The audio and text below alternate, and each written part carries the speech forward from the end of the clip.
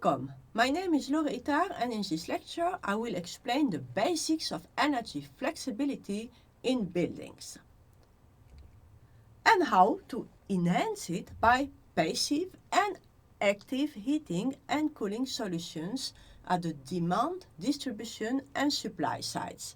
It entails passive heating, maximum use of building mass and smart thermostat settings and also buffers. Finally, you will discover some techniques to integrate flexibility in the supply and distribution sides. When we discussed space heating demand in another lecture, we saw the importance of heat recovery ventilation. But there is more possible to reduce high heating and cooling peaks. For instance, cold outdoor ventilation air can be first preheated in an earth tube, taking heat from the ground, which is in winter always warmer than air. Another way of preheating air can be with so-called double-skin facades, in which air is circulated in glass cavities and indirectly heated by solar radiation during sunny winters. Earth tubes can also be used for the cooling of ventilation air. In general, the shallow ground is colder than outdoor air during the hot season. Instead of the ground, it is also possible to use surface water, like a pond, a river, a lake, or the sea. Finally, evaporative cooling can be used. Evaporative cooling is possible due to the ability of water to evaporate when the air is not saturated, taking a lot of heat from its environment. It is also possible to heat and cool indirectly by using the full potential of building mass. We discussed in another lecture that the absorption of solar radiation in the construction costs time, by which the solar gains in a room are delayed by a number of hours. Let's take the example of an atrium. Facade and roof are from glass, and the floor in brown under is from concrete, having a heavy mass. The atrium is not cooled, neither heated, so the indoor air temperature will vary. The concrete floor is heated by the incoming solar radiation. Heat is transported by convection towards the bottom of the floor and by convection towards the air that becomes warmer. When the sun stops shining, this process is continued up to the moment where everything goes back to equilibrium. This whole process may be much shorter, just 2 or 3 hours, if the building mass is low, like in timber frame construction, or even much longer if thick concrete or stone walls are used. Let's take the example of the heating profile of an office building. During office hours, the indoor temperature is kept constant, that's the blue line, and the heating load, which is the orange line, varies with outdoor temperature, solar radiation, internal gains and ventilation. At a certain time, for instance 6 p.m., people go home and the heating stops. In the morning, for instance 8 a.m., it starts again. During the night, the temperature goes down slowly to 15 degrees, and at 8 a.m., a huge heating power is needed to bring the building back to 22 degrees within 1 hour. As all office buildings in the city show this peak at the same moment, it may cause problems of stability in the grid, especially when heat pumps are used, and of availability in heating grids. A common solution is shown in the graphic below. The heating starts earlier in the morning, let's say 3 hours earlier, but at a 3 times lower load. After 3 hours, the building will have achieved the temperature needed at 8 a.m. The energy usage is not changed, but the needed power has been reduced by 3. This is, by the way, already applied for decades to save investment costs as it decreased the nominal power of the heating. Another way of playing with the heating demand is to make full use of the fact that the indoor temperature does not need to be exactly 22 degrees. There is a wide range, mostly between 19 and 23, in which people feel comfortable during winter.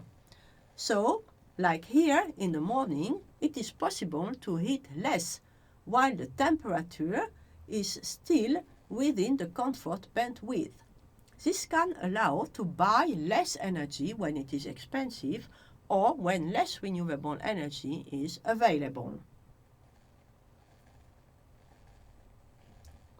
Oppositely, if the energy in that period is cheap or renewable based, you can choose for buying as much as possible, producing the maximum load of heat and storing the part that is not needed, the hatched area, in order to use it later on.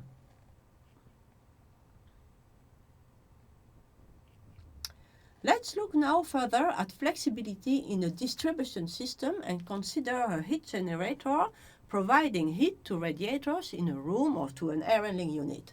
In systems with mechanical parts like the compressor of a heat pump, water buffers are always used to limit the amount of starting time of the equipment, which is detrimental to their service life. Instead of water, phase change materials or thermochemical materials can be used with the advantage of their high latent heat. In this 4 pipes configuration, all heat produced by the generator goes first to the tank. The tank is then tapped to the room emitter or to the air handling unit. On the same way, the colder water returning from the emitter goes through the tank and a pipe at the other side brings it back to the generator. When the tank is warm, it can deliver heat to the rooms and air handling unit while the generator is off. A cold buffer would be designed similarly, but this time the tank is tapped at the bottom where the water is the coldest.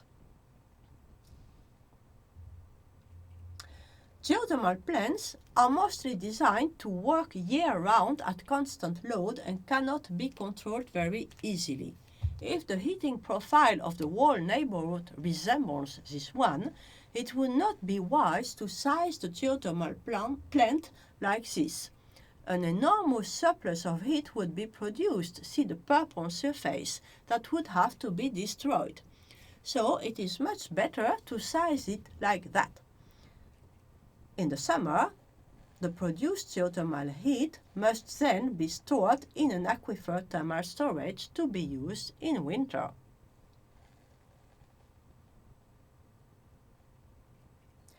Such an aquifer thermal storage works like that.